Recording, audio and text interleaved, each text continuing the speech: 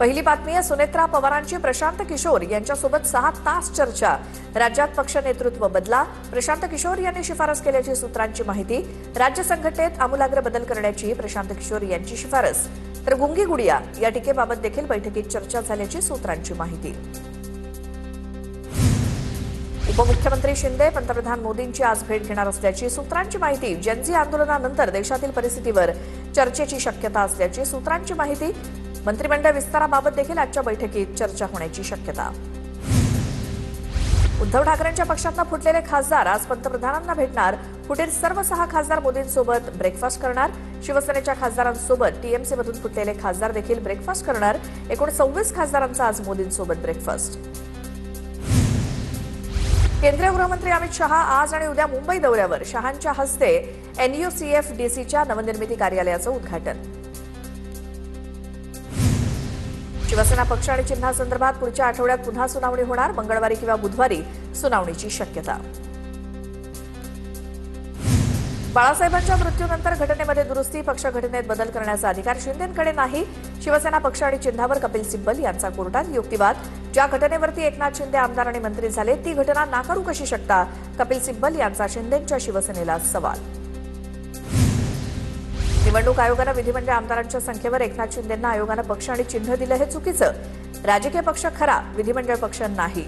ठाकरेंचे वकील कपिल सिब्बल यांचा युक्तिवाद। शिवसेना कोणाची याचं उत्तर महाराष्ट्राच्या जनतेनंच दिलंय। सुप्रीम कोर्टातील सुनावणीच्या पार्श्वभूमीवर एकनाथ शिंदेंचं वक्तव्य। सरकार आणि मुख्यमंत्री घटनाबाह्य असल्याचा आरोप। ही विरोधकांची जुनी रिपीट कॅसेट, शिंदेंचा पलटवार। अपात्रतेच्या निर्णयाचा परिणाम पक्ष आणि चिन्हावरती झाला असता अनिल देसाईंची कोर्टाबाहेर प्रतिक्रिया। तर कपिल सिब्बल यांची बाजू म्हणजे ब्रह्मवाक्य नाही, न्यायमूर्ती निर्णय देतील, नरेश मस्केंचं भाष्य। एकनाथ शिंदेंच्या पक्षात चलबिचाल, भाजपात विलीन व्हायचं की प्रहारमध्ये? शिंदेंच्या पक्षात खल सुरू। अमित शहांच्या भेटीसाठी लवकरच शिंदे गटातील नेते दिल्लीला येतील। संजय राऊतांचा मोठा दावा। तर संजय राऊतांची भविष्यवाणी नेहमी खोटी ठरते, राऊतांनी फोल दावे करू नयेत, बच्चू कडूंचा निशाणा।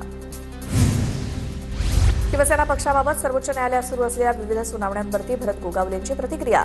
धनुष्यबाण आणि शिवसेना आपलीच, भरत गोगावले यांना विश्वास। सर्व कायदेशीर बाबी आणि निकाल आमच्या बाजूनच लागेल, असंही केलं वक्तव्य। आमचा देशाच्या संविधानावरती विश्वास, यांचा खेळ कायदेशीर मार्गानेच अटकतोय। उपमुख्यमंत्री शिंदेंचा फोटो ट्विट करत संजय राऊतांचा निशाणा। निकालापूर्वीच संजय राऊतांचं विधान कोर्टाचा अवमान करणारं। उदय सामंतांचं वक्तव्य। राऊतांचं विधान कोर्टावरती दबाव टाकणारं। खरे गद्दार तुम्हीच, उदय सामंतांची राऊतांवर टीका। मातोश्रीवर उबाठाच्या विलिनीकरणावरती चर्चा। काँग्रेससोबत जाणाऱ्यांनी नैतिकतेचे धडे देऊ नयेत, नवनाथ बन यांचं राऊतांना उत्तर। लक्ष्मण हाकेंची विखे आणि प्रसाद लाड यांना शिवीगाळ। फेसबुक पोस्ट करत हाकेंची विखे आणि प्रसाद लाड यांना शिवीगाळ। विखे आणि लाड ओबीसी म्हणजे काय हे तुमच्या बापाला विचारा, अशी हाकेंची टीका। मनसेचे माजी आमदार राजू पाटील यांची संजय राऊत यांच्यावर टीका। न्यायालयात सुनावणी सुरू आहे, तारखा पडतायत, पक्ष सांभाळायचा होता तेव्हाच सांभाळायला हवा होता, राजू पाटलांचा टोला। मनोज जरांगे आज आणि उद्या धाराशिव दौऱ्यावर। जरांगे 2 दिवस मराठा समाज बांधवांच्या बैठका घेणार। जरांगे कुणबी प्रमाणपत्रावरती काय भूमिका मांडणार याकडे लक्ष। मनोज जरांगे आजपासून 12 ऑगस्टपर्यंत पश्चिम महाराष्ट्राच्या दौऱ्यावर। सकल मराठा बांधवांच्या बैठका घेणार। कुणबी प्रमाणपत्रावरती काय भूमिका मांडणार याकडे लक्ष। एकनाथ शिंदे आमच्यासोबत डबल गेम खेळले, मनोज जरांगेंचा आरोप। मराठ्यांना विरोध करणारे तुमच्या कार्यालयात कसे काय, जरांगेंचा शिंदेंना सवाल। मनोज जरांगे पाटलांचा गैरसमज दूर होईल, जरांगेंच्या आरोपांवरती एकनाथ शिंदेंची प्रतिक्रिया। कुणाच्याही आरक्षणाला धक्का न लागता आपण आरक्षण दिलंय। आम्ही मराठा समाजासाठी घेतलेल्या निर्णयाची कल्पना मनोज जरांगेंना आहे, असंही वक्तव्य। मनोज जरांगे पाटील यांना मंत्री उदय सामंतांचा फोन। दाखले कसे रद्द होत आहेत ते मला पाहू दे, मी सर्व माहिती घेतो आणि तुम्हाला फोन करतो, सामंतांचं आश्वासन। तर शिंदे साहेबांनी शोधलेल्या नोंदी बोगस आहेत का, जरांगेंचा सवाल। बावनकुळेंना ओबीसी प्रमाणपत्र रद्द करण्याचे अधिकार दिले, बावनकुळेंच्या सांगण्यावरनं आमच्या मुलांचं नुकसान करणार का, मनोज जरांगेंचा मुख्यमंत्री देवेंद्र फडणवीसांना सवाल। जाणीवपूर्वक प्रमाणपत्र रद्द करता येत नाही, जात पडताळणी समितीत कुणाचाही राजकीय हस्तक्षेप नसतो, सत्तेत असूनही भाजपच्या अनेक नगरसेवकांची प्रमाणपत्र रद्द, जरांगेंच्या आरोपांवरती मुख्यमंत्री फडणवीसांची स्पष्टोक्ती। पुरावे असूनही प्रमाणपत्र बोगस कसे काय? बावनकुळेंसाठी 15 ते 20 आमदार पडणार का? सवाल करत मनोज जरांगेंचा फडणवीसांना थेट इशारा.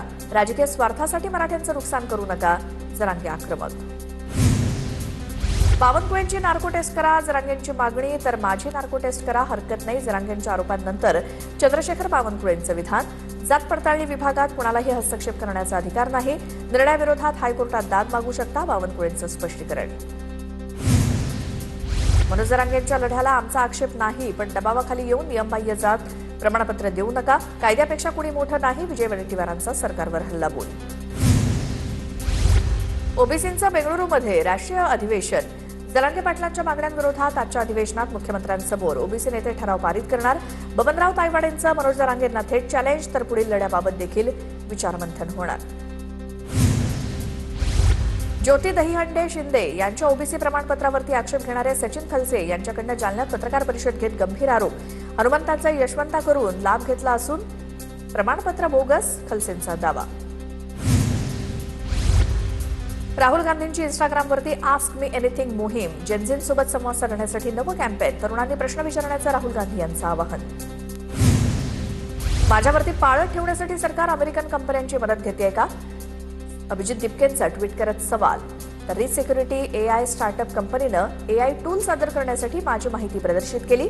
ही घटना अनेक सरकारी अधिकाऱ्यांच्या उपस्थितीत घडली, दिपकेंचा आरोप.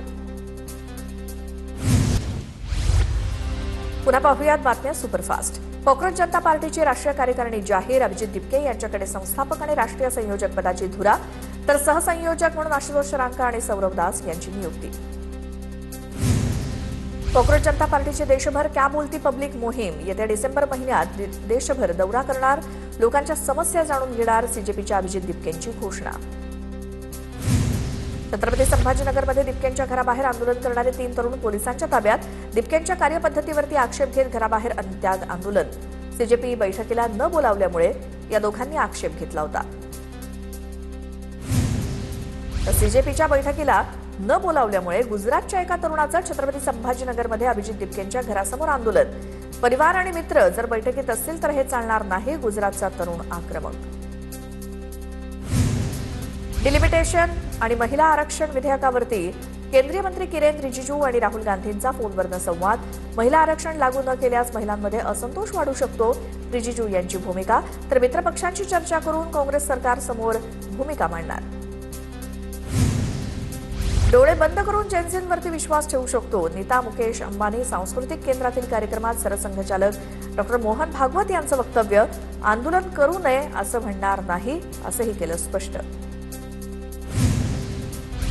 जेनझी आपल्या देशाचं भविष्य घडवणार आहेत. जेनझींसोबतच्या संवाद कार्यक्रमाला आलेल्या अमृता फडणवीसांची प्रतिक्रिया.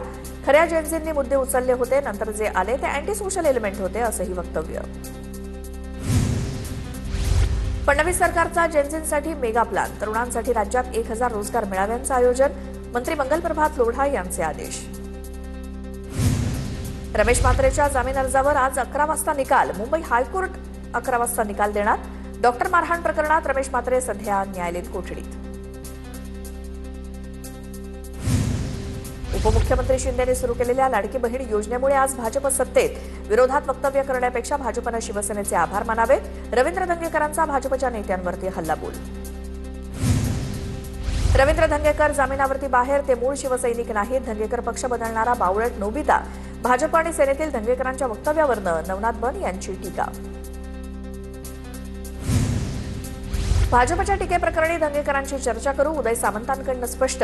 दरम्यान शिंदेंच्या लाडकी बहीण योजनेमुळे ताकद मिळाली. तिघांचं सांघिक यश होतं. संकल्पना मात्र शिंदेंची होती, सामंतांचं विधान. विनायक राऊतांविरोधातील आरोपांप्रकरणी आज निकालाची शक्यता. 2 दिवसांनंतर पुन्हा ठाणे कोर्टात सुनावणी पार पडणार. सून गिरिजा राऊत यांच्याकडनं राऊत कुटुंबियांवरती छळाचे आरोप. नंदुरबारमधील भाजप नेते विजय चौधरी यांना स्थानिक गुन्हे शाखेकडून अटक. डॉक्टर हिना गावित यांच्याबाबतच्या कथित आक्षेपार्ह ऑडिओ क्लिप प्रकरणामध्ये कारवाई. विजय चौधरीला आज कोर्टात हजर केलं जाणार. पुण्यामध्ये वंचित बहुजन आघाडीकडनं मंडल विजय दिवस कार्यक्रमाचं आयोजन. लक्ष्मण हाके वंचितच्या कार्यक्रमात उपस्थित राहणार. आज संध्याकाळी 5 वाजता कार्यक्रमाचं आयोजन. लक्ष्मण हाके आणि वसंत साळवे मार्गदर्शन करणार. मंत्री नरहरी झिरवाळांच्या कार्यक्रमाला शरद पवार उपस्थित राहणार. आदिवासी संस्कृती वनरंगचा 3 दिवस कार्यक्रम.